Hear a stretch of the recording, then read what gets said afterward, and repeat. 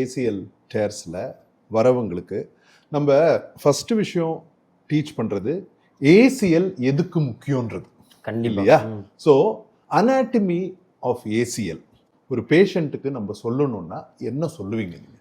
Sir, first நான் ஒரு பர்சனாக ஒரு பேஷண்ட் எஜுகேஷன் ஆஸ்பெக்டில் யோசிச்சேன்னா பேஷண்ட்ஸுக்கு இவ்வளோ டீப்பாக எவ்வளோ சொல்லாமல் இருக்கிறதுன்னு தான் யோசிப்பேன். ஓகே, என் சைட்லேருந்து என்னென்னா மேபி அது பார்ஷியல் ஏசியல்கிட்ட நம்ம ஸ்டார்டிங்கில் டிஸ்கஸ் ஏன்னா கம்ப்ளீட்னா டிஸ்கஸிங் இம்பார்ட்டன்ட் பார்ட் ஆயிரும்.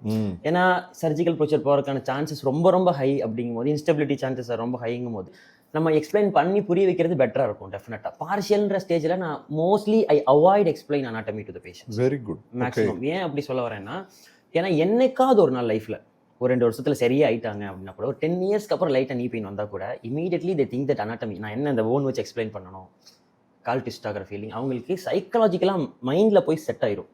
ஸோ அதனால் பார்ஷியல் ஏசியல்கிட்ட இருக்கு I definitely avoid explaining through anatomical explanation. நான் உங்களோட ஒரு போஸ்ட் பார்த்தேன், educating the patient what everybody திங்க்ஸ்னு ஒரு ஆளை பிடிச்சி வச்சிருந்தாரு.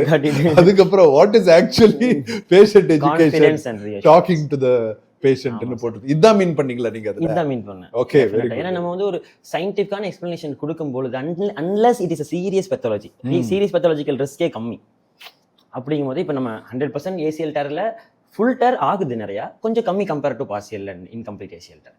அப்போது எல்லாருக்கும் நம்ம எக்ஸ்பிளேஷன் கொடுக்கும்போது they think that is serious pathology because அவங்களுக்கு மெடிக்கல் பற்றி ஒன்றும் தெரியாது, உள்ள என்ன நடக்குதுன்னு தெரியாது, டாக்டர்ஸ் என்ன பண்ணுறாங்கன்னு தெரியாது.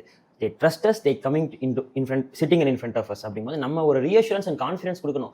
சீரியஸான பிரச்சனையாகவே இருந்தால் கூட ஐ யூஸ் டு ஹவு பொலைட்டாக கான்ஃபிடென்ட்டாக கன்வே பண்ண முடியும்ன்றதை தான் யோசிக்கிறோம். ப்ராக்டிக்கலாக எவ்வளோ நாள் ஆகலாம் அப்படிங்கிறத யோசிப்பேன்.